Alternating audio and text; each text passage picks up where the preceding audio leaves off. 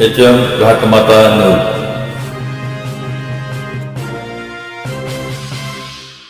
माता की भारत माता की वंदे वंदे. आज आटपाडी नगरपंचायतीच्या पहिल्या निवडणुकीनंतर नगराध्यक्ष आणि जे नगरसेवक निवडून आलेले आहेत त्या सर्वांचा पदग्रहण सोहळा आज अत्यंत दिमाखामध्ये पार पडतोय. लोकशाहीमध्ये निवडणुका आणि निवडणुका म्हटलं की मतदान हे अत्यंत पवित्र कार्य लोकशाहीमध्ये मानलं जातं. आणि अशा मतदानातून निवडून आलेल्या, कारण जेव्हा संविधान तयार केलं जात होतं तेव्हा या देशातल्या काही प्रस्थापित लोकांचं म्हणणं असं होतं की मतदानाचा अधिकार फक्त तुम्ही भांडवलदारांना द्या, मतदानाचा अधिकार तुम्ही मोठ्या लोकांना द्या, या देशातल्या सरसकट लोकांना मतदानाचा अधिकार देऊ नका. परंतु महामानव डॉक्टर बाबासाहेब आंबेडकर साहेबांनी हे मुठभर लोकांचं म्हणणं नाकारलं आणि त्यांनी या देशातल्या झोपडीत राहणाऱ्या आणि या देशातल्या सर्वात श्रीमंत महलात राहणाऱ्या सुद्धा व्यक्तीला एकाच मतदानाचा अधिकार दिला. असं हे पवित्र मतदानाचं दान आटपाडी शहरातील मायबाप जनतेने 17 नगरसेवक आणि नगराध्यक्ष अशा 18 जणांच्या पदरामध्ये घातलं आणि त्या सर्वांना या नगरपंचायत मध्ये बसण्याचा, या आटपाडी शहराच्या विकासाचा निर्णय घेण्याचा पवित्र मान दिला. आणि म्हणून त्या सर्वांचा आज सत्कार या आटपाडीच्या ऐतिहासिक भूमीमध्ये ठेवलेला आहे. आणि त्या निमित्तानं उपस्थित जतचे नगराध्यक्ष माननीय डॉक्टर आरडी साहेब, ज्यांना नगराध्यक्ष म्हणून आटपाडी शहरातील मायबाप जनतेने निवडलं, ते युटी जाधव सर, आपल्या सर्वांचे भाजपाचे तरुण तडफदार युवा नेते माननीय जय देशमुख, माननीय ब्रह्मानंद पडळकर सेठ, माननीय व्यासपीठावरती उपस्थित रिपब्लिकन पार्टी ऑफ इंडियाचे अध्यक्ष माननीय राजू खरात साहेब, भारतीय जनता पार्टीचे तालुक्याचे अध्यक्ष माननीय दादासाहेब होमाले, व्यासपीठावरती 2 महत्वाची माणसं उपस्थित आहेत की ज्यांच्याकडे सगळ्यांचं लक्ष आहे. मागच्या 15 दिवसामध्ये ज्यांना म्हणत होते की त्याचं काय अस्तित्व आहे आणि आता त्याला म्हणतायत तुझ्या पाया पडतो, आमचं अस्तित्व काहीतरी वाचव. म्हणजे निसर्गामध्ये प्रचंड ताकद असते. असं स्वतःचं अस्तित्व ज्यांनी सिद्ध केलं ते माननीय अनिल सेठ पाटील. दुसरे पाटील व्यासपीठावरती उपस्थित आहेत माननीय मनोज दादा पाटील, माननीय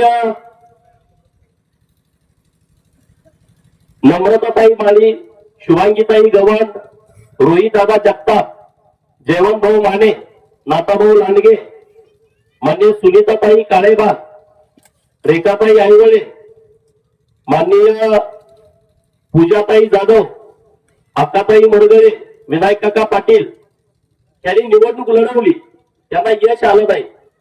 तर मी त्यांचंही मनापासून आभार व्यक्त करतो.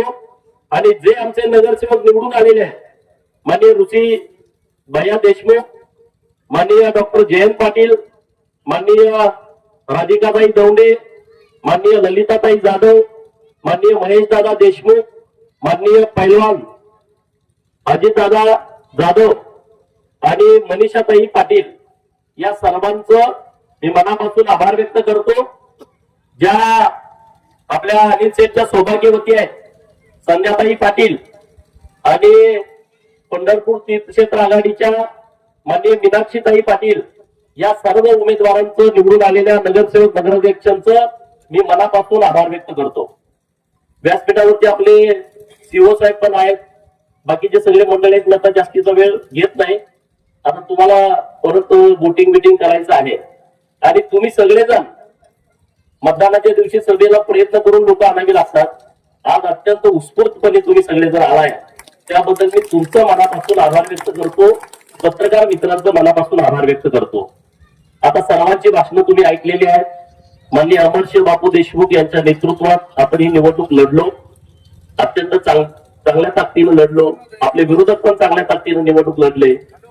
आणि निसर्ग काय असतोय हे आटपाडीच्या निवडणुकीमध्ये लक्षात येत आहे। नगराध्यक्षाने 7 नगरसेवक भाजपाचे, बहुमत नाही।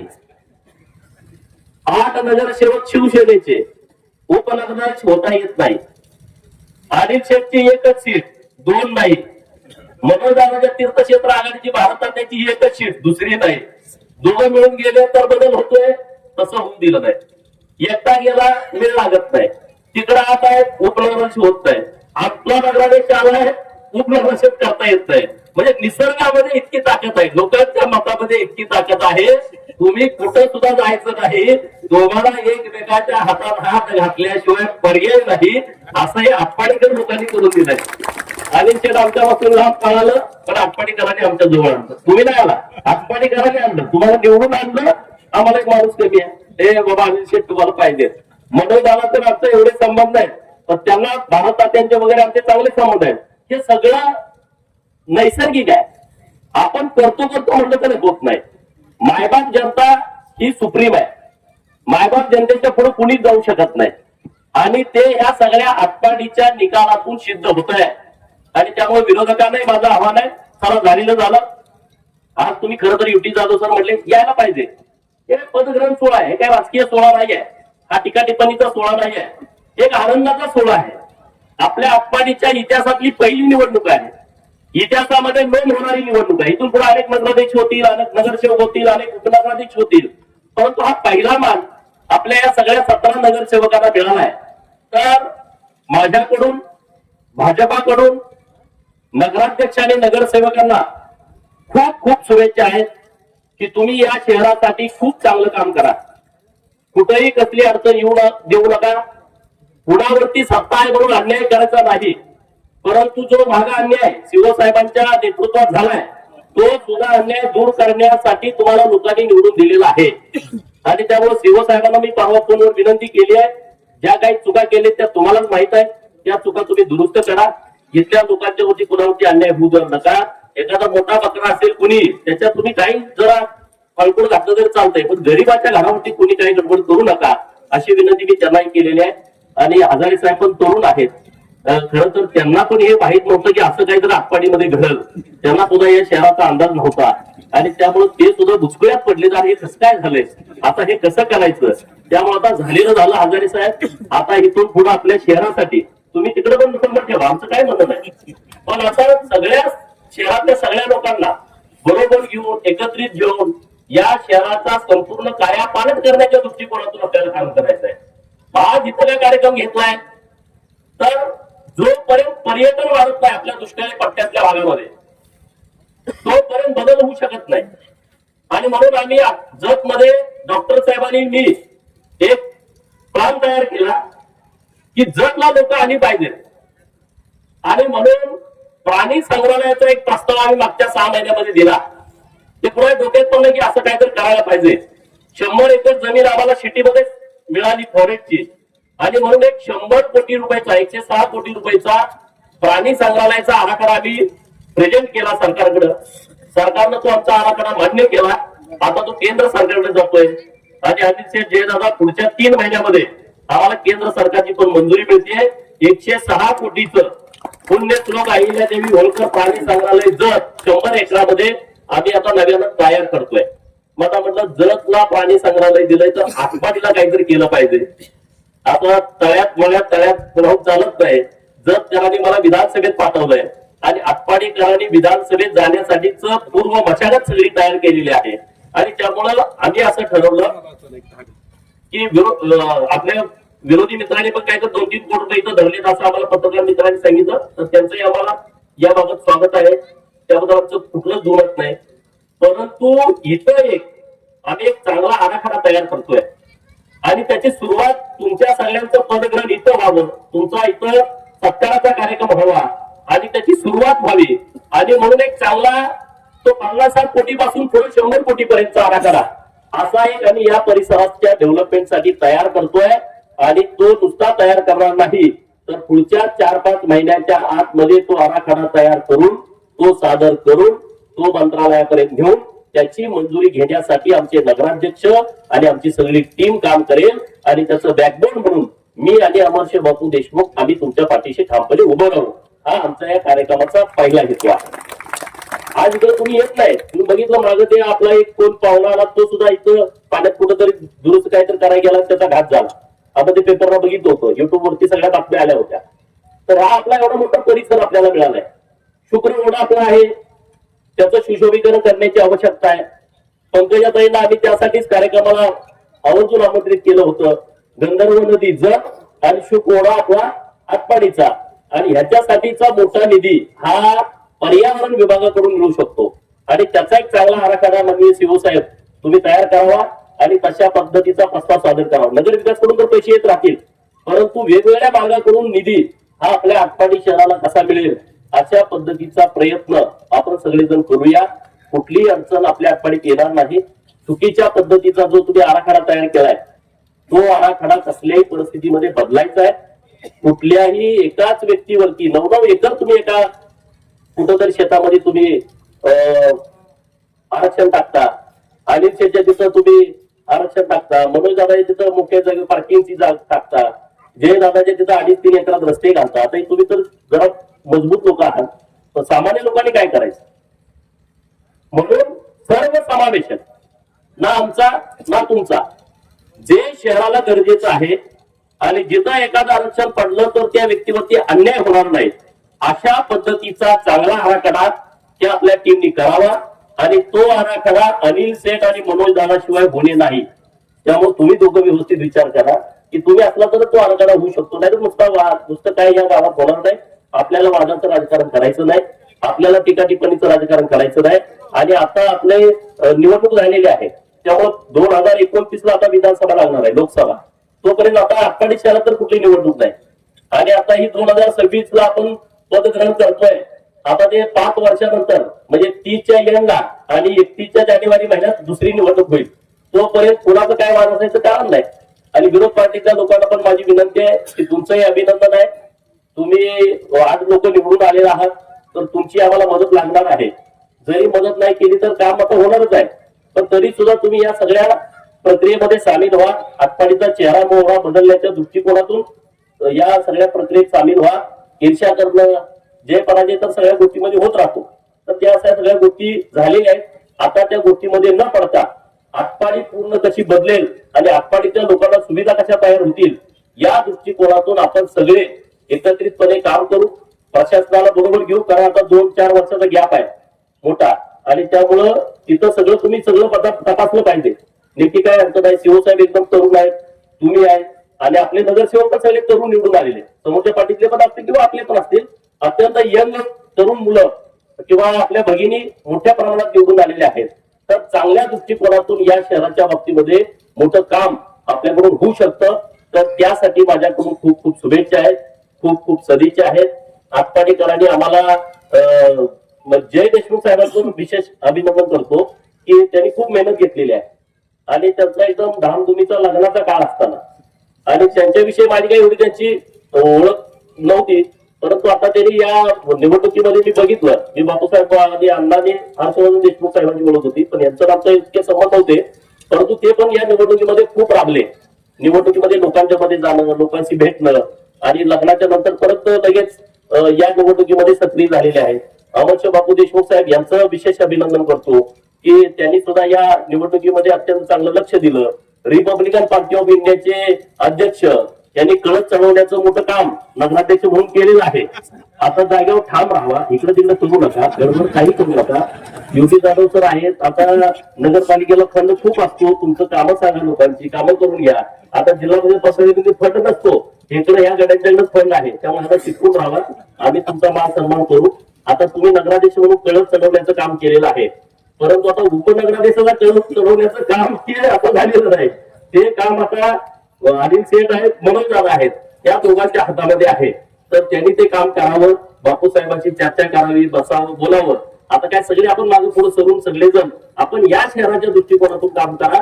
तुम्हाला मी एवढाच विश्वास देतो की तुमचा विश्वासघात होणार नाही. तुम्हाला वाटणार नाही की की अरे आम्ही यांच्यावर कशाला सपोर्ट केला, असा पश्चाताप तुम्हाला पुढच्या 5 वर्षात वाटणार नाही, याची जबाबदारी आम्ही घेऊ. त्यामुळे तुम्हाला कुठलीच अडचण येणार नाही. आणि त्यामुळे प्रत्येकाला मान, प्रत्येकाला सन्मान. आटपाडी शहरातील जनता अत्यंत हुशार निघाली हो. असा रिझल्ट देणं हे सुद्धा काही येण्यागबाड्या लोकांचं काम नाही आहे. त्याला निवडून देते, सलग 5 पडले, सलग 5 पडल्यानंतर करणार काय. आमचं घरी गरीब निघाले होते सगळे. वस्तू तिथे आहे ना, सगळे घरी निघाले, डॉल्बी वाजायला लागली. परत ते डॉल्बी तिकडे गेले ना, आमच्याच घरीच्या डॉल्बी समोर नाचायला, भाडं त्यांनी दिलं, नाचायला हे लोकांचे करते. हे शक्य नाही. ओव्हर कॉन्फिडन्स लोक काय असतात, आम्ही तर कॉन्फिडन्स अजिबात ठेवत नाही, अजिबात. मी विधानसभेच्या निवडणुकीमध्ये 20,000 लीड होतो, तरी मला फोन आले, म्हणजे काही फटाणे वाजवू नका, डॉल्बी आणू नका. ही लोकांची निवडणूक आहे. कारण धुळेच्या निवडणुकीमध्ये आपण बघितलं होतं, धुळेमध्ये भाजपचा खासदार 1,94,000 मतांनी पुढे होता. किती? 1,94,000 मतांनी उमेदवार पुढे होता. आणि एकच विधानसभा मोजायची राहिली होती, मालेगाव. आणि एक विधानसभा मोजली, 1,94,000चं लीड तुटलं आणि 5,000 पुढचा माणूस निघून आला. त्यामुळे आमच्या जर वेगळं झालं, ते सामवाले रिझल्ट दिला काहीतरी आदल्या दिवशी टीव्हीला, ते 1 तास फटाकडे उडवत होतं, 10वर 1 तास फटाकड्या घराला लाईटिंग लावली. म्हणजे असं डॉक्टर साहेब आमचे निवांत आहेत. डॉक्टर साहेब म्हणजे काय नाही, त्याने सगळं एवढ्या निवडणुका ते लढलेत. ते प्रभारी म्हणून प्रत्येक आमदाराच्या निवडणुकीमध्ये होते. आणि मग त्यांना अंदाज होता शहराचा, ते एकदम निवांत होते. पण आम्ही काय ओव्हर कॉन्फिडन्स मध्ये नव्हतो. डॉक्टर साहेबांसारखा एक निष्कलंक माणूस जत शहरासाठी नगराध्यक्ष म्हणून मिळालाय, खूप मोठा माणूस आहे. सांगलीचं सिनर्जी हॉस्पिटल तुम्ही बघितलं असेल. सांगली मिरज मध्ये सगळ्यात मोठं हॉस्पिटल कोणाचं आहे? ते डॉक्टर आरडी साहेबांचं आहे. जत मध्ये सगळ्यात मोठं हॉस्पिटल कोणाचं आहे? ते डॉक्टर आरडी साहेबांचं आहे. जत मध्ये बीएमएसचं मेडिकल कॉलेज करणारे डॉक्टर आरडी साहेब आहेत, नर्सिंगचं कॉलेज करणारे आरडी साहेब आहेत, फार्मसीचं कॉलेज करणारे आरडी साहेब आहेत. म्हणजे एका सामान्य कुटुंबातला, अंतर्गी म्हणून त्याचं गाव खाली आहे, 70-80% कन्नड बोलणारी लोक आहेत. एका सामान्य कुटुंबातला मुलगा मेरिट वरती एमबीबीएस सोलापूरच्या गव्हर्नमेंट कॉलेजला शिकतो आणि स्वतःच एक साम्राज्य तयार करतो. आणि राजकारणाचा छंद म्हणजे त्यांचे सासरे भाजपचे आमदार होते, कानवडे साहेब म्हणून. आणि आपल्या अण्णासाहेब डांगे साहेबांच्या मुलाच्या लग्नाला येताना त्यांच्या गाडीचा ऍक्सिडेंट झाला आणि विद्यमान आमदार त्यांचं दुर्दैवी निधन झालं. त्यांची मुलगी डॉक्टर साहेबांना दिली आहे. आणि त्यामुळे गोपीनाथ मुंडे साहेबांचे आणि डॉक्टर साहेबांचे खूप जिव्हाळ्याचे संबंध होते. आपले मुख्यमंत्री महोदय आणि त्यांचे पण खूप चांगले संबंध आहेत. आणि आमच्या दोघांची खास मैत्री आहे. आम्ही काही राजकारणी म्हणून नाही, ते त्यांचा राजकारणावरती बोलले, आता राजकारणावरती आमचा विश्वास नाही आणि मग लोक फसवतात. तर आमच्या दोघांचं खूप चांगलं बॉन्डिंग आहे. आणि हे आमच्या दोघांचं बॉन्डिंग जत तालुक्याचा कायापालट केल्याशिवाय राहणार नाही, अशा पद्धतीचं आमच्या दोघांचं रिलेशन आहे. मी आमदार व्हावं अशी डॉक्टर साहेबांची खूप इच्छा होती. आणखी 2 त्यांचं साथीदार गडी इथं आहेत. मला आमदार करायसाठी रात्रंदिवस मला सारखं तुम्ही जतला आलं पाहिजे, जतला आलं पाहिजे, जतला आलं पाहिजे. आणि डॉक्टर साहेबांनी मला सांगितलं की तुम्ही जत मधून उभा राहा. त्यांनी साहेबांना मेसेज टाकला की इथं गोपीचंदला उभा केलं पाहिजे. परिस्थिती खूप तिची वाईट होती, तिथं सगळं वातावरण आमचं उलट होतं, पण ते आमच्या सोबत राहिले. मला देवाभाऊनी उमेदवारी दिली. आणि खरं सांगू, या वेळेस जर मी आमदार झालो नसतो तर राजकारण करणं सुद्धा मुश्किल झालं असतं. त्यामुळे जतच्या लोकांचं प्रचंड माझ्यावरती उपकार आहेत की जे मी आयुष्यभर विसरू शकत नाही. इतका मोठा सन्मान मला जतच्या लोकांनी दिलाय. आणि म्हणून जतचा संपूर्ण कायापालट करण्यासाठी गोपीचंद पळसकर जीवाचं रान करणार आहे. आणि जतचा कायापालट होताना आटपाडीचा सुद्धा कायापालट झाला पाहिजे, यासाठी आपण सगळेजण काम करायचं आहे, सगळेजण. आणि त्यामुळे आता हे आपण काम हातात घेतोय. त्याच्याबरोबर आता राजेवाडीच्या तलावाच्या तिथं जलसंपदा खात्याची जमीन आहे मोठी.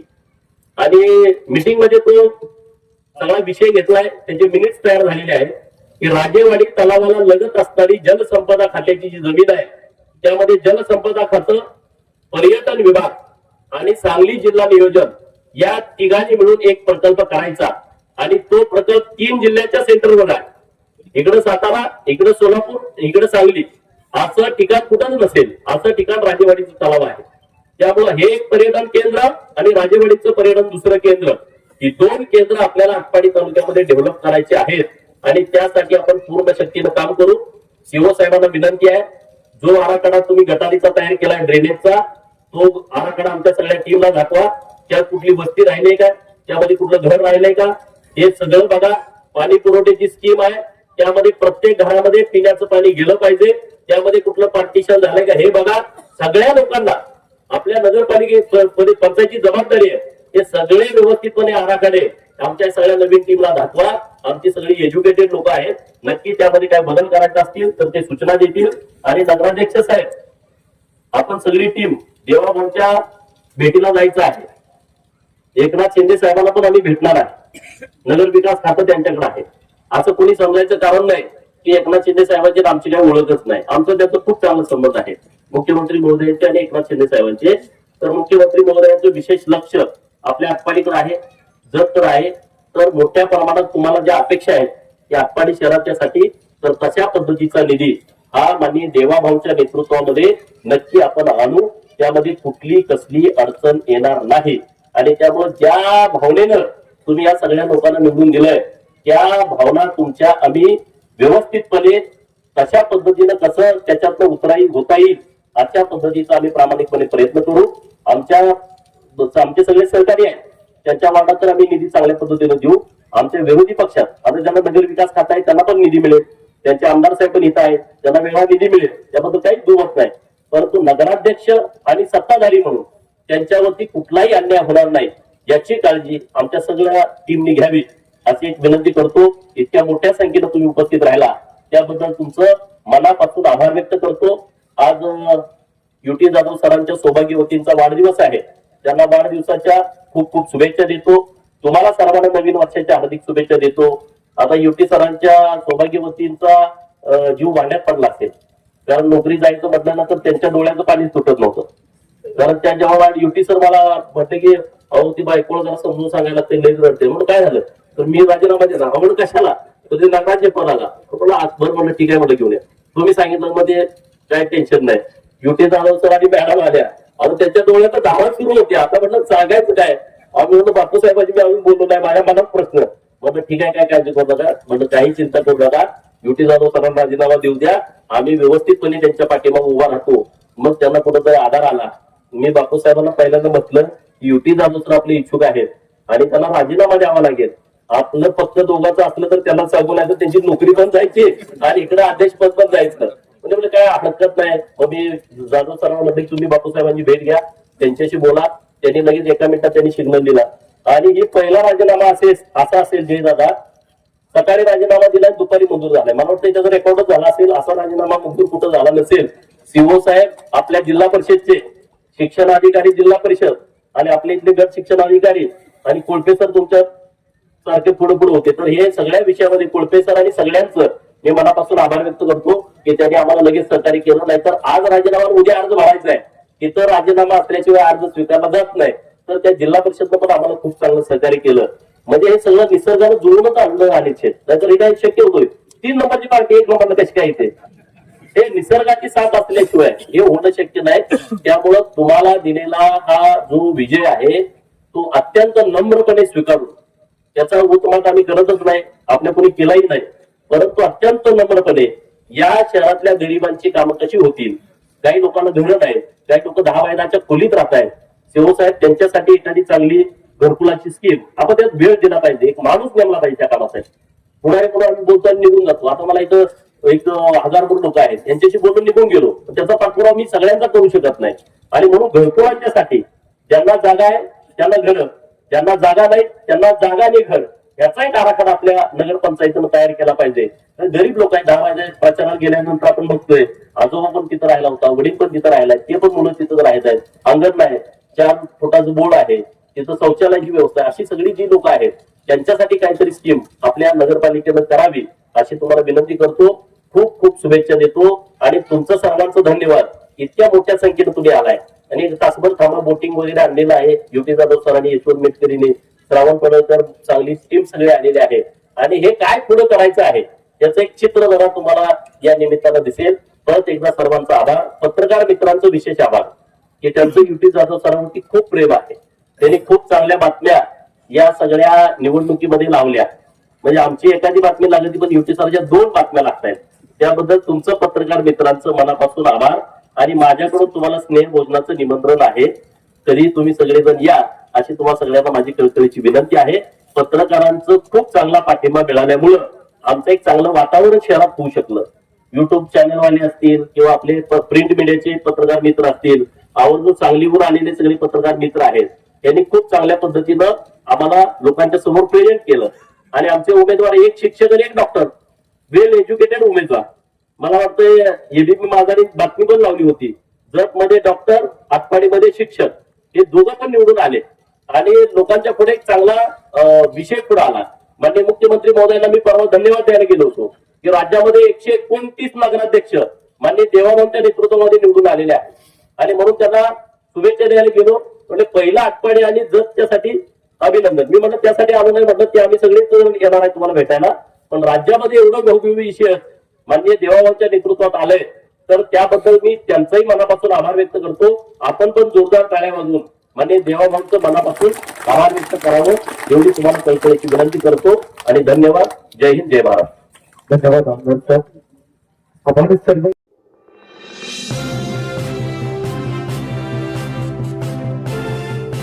HM घाटमाता news.